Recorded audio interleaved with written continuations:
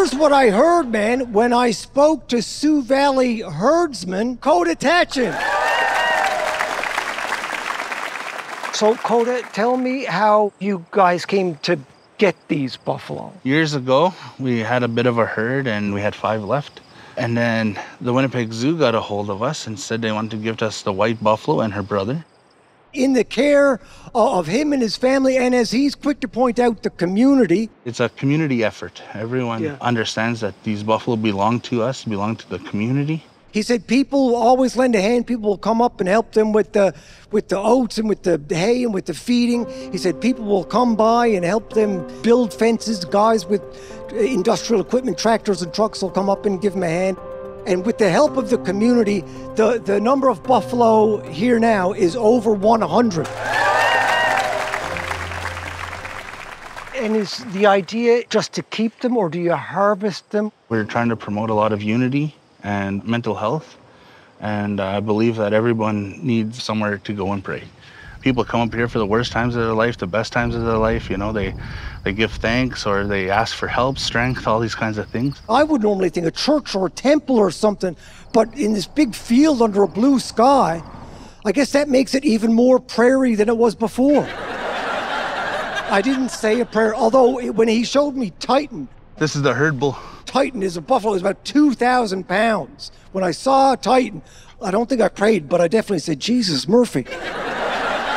The Dakota feel a duty to take care of the buffalo because the buffalo provided for them throughout history. They're our clothing, they're our homes, we made our teepees out of them. It's our food. Stuff I would never have thought of. Like he told me they used the stomach for cooking. He said, you dry out the stomach and that was your pot and your how do you carry your water? After they took the stomach down to the river and they would sort of scour it out and clean it out, and then you fill it with all the ingredients and water and put it over the fire. That's how they would cook. They put everything inside the stomachs and they hang it over the fire and it doesn't burn the rawhide. Although don't tell any of my crew you made soup in the stomach of a buffalo. They get grossed out when I heat up a can of pea soup in our coffee maker. If you could make soup in the stomach, I wonder, like, could you use the scrotum to poach a couple eggs? Coda said you got to be careful around them too, right? He says people think it's like taking care of cattle. They're nothing like cattle. They are very strong, very fast, way faster than a cow.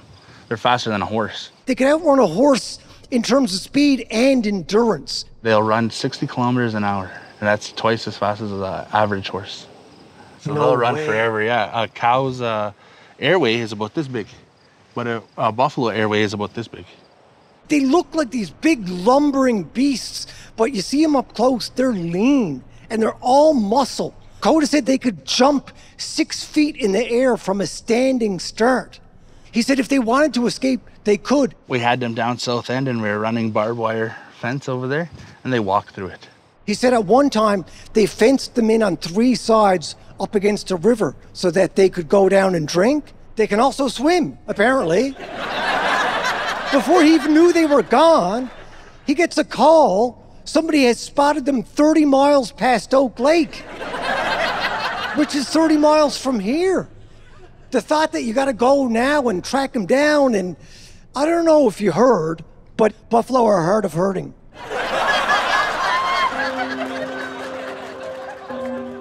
We went in the truck to have a closer look. So see, all this that we're in right now used to be my uncle's horse pasture. Yeah.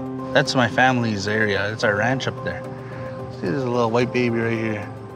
One of the buffalo that came here from the Assiniboine Park Zoo was a white buffalo. And this is not an albino buffalo. Coda explained to me. He said, you could tell by their horns. You see their horns are all black. Their eyes are black. Their noses are black. Their hooves are black. When she first came, they did a bunch of tests on her to make sure she was healthy and stuff like that. And she comes out here. She started dropping babies like crazy. It's 1 in 10 million chance to get one white buffalo. Now, Sioux Valley is home to 15 white buffalo, which is considered very special. And this cow, when I say cow, I mean female buffalo, of course, not cow, which is worth pointing out because apparently there is such a thing as a cow and a beefalo, it's called. Beefalo sounds like an experiment gone wrong over at Chef Boyardee. I had to keep reminding myself that these animals were on the brink of extinction. It was never a given that they'd survive. I mean, just think about how many times buffalo didn't come back, like Super Bowl 25, 26, 27, and 28.